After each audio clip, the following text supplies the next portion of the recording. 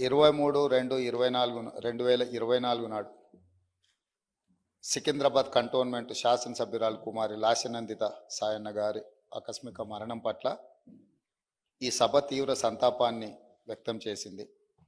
ఇలాంటి బాధాకరమైన తీర్మానం నేను ప్రవేశపెట్టాల్సి వచ్చినందుకు నేను చింతిస్తున్నాను. కుమారి లాస్యనందిత నాన్నగారైన కీర్తిశేషులు సాయన్న గారు నాకు అత్యంత సన్నిహితులు, ఆప్తులు. 5 సార్లు శాసనసభ్యుడిగా సాయన్న గారు చేసిన ఎన్లైన్ సేవలను దృష్టిలో పెట్టుకొని వారి వారసురాలుగా లాస్యనందితను కంటోన్మెంట్ ప్రజలు వారిని ఎన్నుకోవడం జరిగింది. వాస్తవంగా ఆ కుటుంబము ప్రజలతో ఉన్న సత్సంబంధాలు కంటోన్మెంట్ ప్రాంతంలోనే కాకుండా జిహెచ్ఎంసి పరిధిలో ఎవరిని అడిగినా కూడా ఆ కుటుంబం యొక్క ప్రజలతోనే ఉన్న సత్సంబంధాలు, ప్రజా సమస్యల మీద వారు చేసిన ప్రయత్నాలు ఎవరైనా చెప్తారు. ఆ కంటోన్మెంట్ ప్రాంత ప్రజలకు న్యాయం జరుగుతుంది, మేలు జరుగుతుందని చెప్పి వారు పరితపించారు.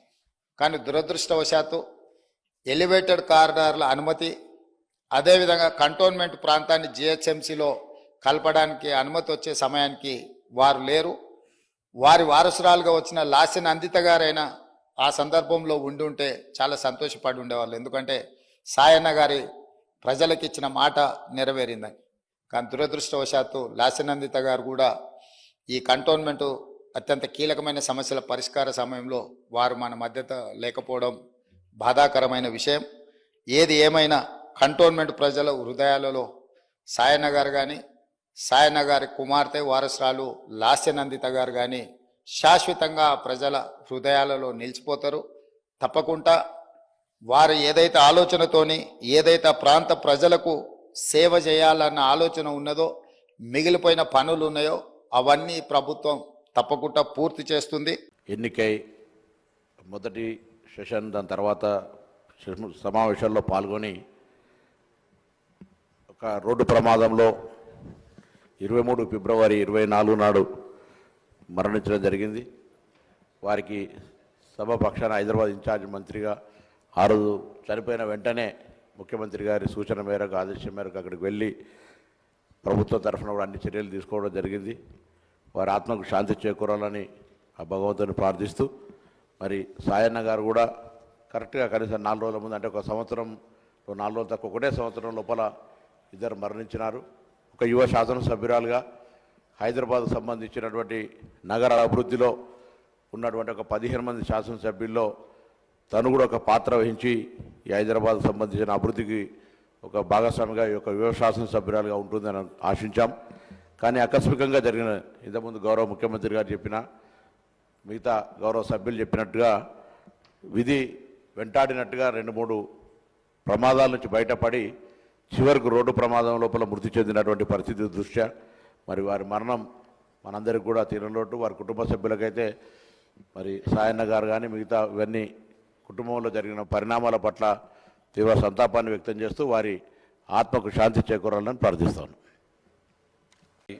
ఆకస్మిక మరణంపై గౌరవ ముఖ్యమంత్రి గారు ప్రవేశపెట్టిన తీర్మానాన్ని బలపరుస్తూ యువ ఎమ్మెల్యే లాస్య గారి మరణం కంటోన్మెంట్ ప్రజానికానికి, యువ నాయకత్వానికి లోటుగా భావిస్తూ ఉన్నాం.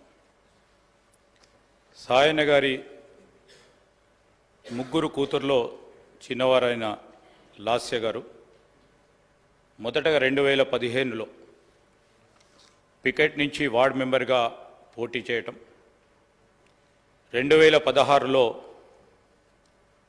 కవాడిగూడ కార్పొరేటర్గా పోటీ చేసి వారి ప్రజా జీవనాన్ని మొదలుపెట్టడం, తదనంతరం అనారోగ్యంతో బాధపడతా ఉన్న సాయన్న గారికి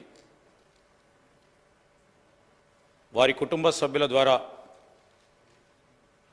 కంటోన్మెంట్ ప్రజలకు సేవలు అందించాలని భావించి మరి చాలా చురుకుగా ఆ ప్రాంత ప్రజలకు సేవలు అందించిన వ్యక్తిగా పేరుగాంచారు. ఈరోజు కంటోన్మెంట్ ప్రజలకు సేవలు అందించాలని ఆలోచనలో భాగంగా నందిత గారు మరి సాయన్న గారి వారసులుగా ముందుకు సాగాలని ఆ పార్టీ ఆలోచన చేయడం, సాయన్న గారి అనారోగ్యంతో మరణించడం కంటే 2 సంవత్సరాల కంటే ముందే లాస్య గారి తండ్రి సాయన్న గారి కోరిక మేరకు ప్రజా జీవితంలో ఇంకా వేగంగా మెరుగైన రీతిలో పనిచేయడానికి శాయశక్తుల్లో పనిచేశారు. స్థానికంగా గొప్ప గుర్తింపు కూడా సాధించడం జరిగింది.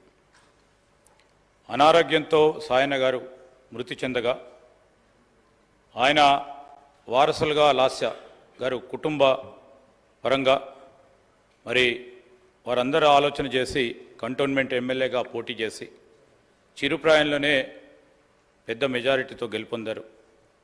దురదృష్టవశాత్తు రోడ్డు ప్రమాదంలోనే వారు మన అందరి దగ్గర నుంచి దూరం కావటం చాలా విషాదకరం. శ్రీ సాయన్న గారి వారసత్వాన్ని కొనసాగిస్తూ కుమారి లాస్య నందిత గారు కంటోన్మెంట్ ప్రజల మన్ననలు పొందుతున్న తరుణంలో ఆకస్మికంగా మరణించడం వారి కుటుంబానికే కాకుండా కంటోన్మెంట్ నియోజకవర్గ ప్రజలకు కూడా తీరని లోటని, ఈ సందర్భంలో వారి కుటుంబ సభ్యులకి వారి అభిమానులకు మా ప్రగాఢ సానుభూతిని తెలియజేస్తూ సెలవు తీసుకుంటాం.